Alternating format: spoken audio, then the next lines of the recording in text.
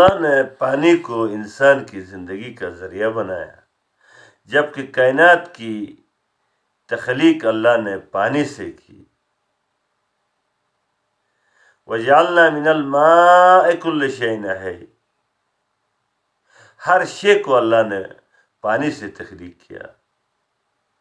اور ساری دنیا کی سائنس اس بات پر متفق ہو گئی کہ ہر چیز، اللہ کی تمام مخلوق میں سینئر مخلوق، فرسٹ مخلوق جو ہے پانی ہے۔ صحابی نے نبی پاک صلی اللہ علیہ وسلم سے پوچھا، یا رسول اللہ پاک کائنات کی تخلیق سے پہلے کیا کر رہے تھے؟ تو نبی پاک صلی اللہ علیہ وسلم نے فرمایا، جس کا مفہوم ہے کہ وہ بادلوں میں کام کر رہے تھے کہا۔ تو پانی جو ہے اللہ کی نعمتوں میں بڑی نعمت ہے، عظیم نعمت ہے۔ اللہ پاک نے انسان کے جسم میں 70% پانی کو رکھا ہے۔ 70% ہمارے جسم پانی پر مشتمل ہے۔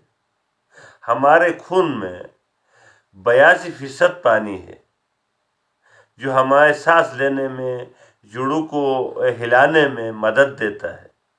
اور ہمارے سیلز میں 46% پانی ہے۔ ہمارے کھانے پھانے کی چیزوں میں، گوشت میں 61% اللہ نے پانی رکھا ہے۔ اللہ کی قدرت دیکھو، ٹماٹر میں 95% اور دودھ میں 90%۔ اسی طرح اللہ پاک نے پودوں میں، جانوروں میں، یعنی کہ پودوں میں دیکھو تو پانی لکڑی کے اندر اندازہ لگا سکتے، آگ جلا کر۔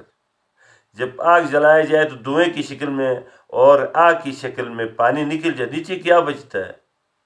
صرف راکھ بچتا ہے۔ تو پانی جو ہے پوری دنیا میں پانی 70% پانی ہے۔ ہماری یہ جو گولا ہے، ہماری جو کائنات ہے، اس میں 70% پانی ہے، لیکن میٹھا پانی 2% ہے۔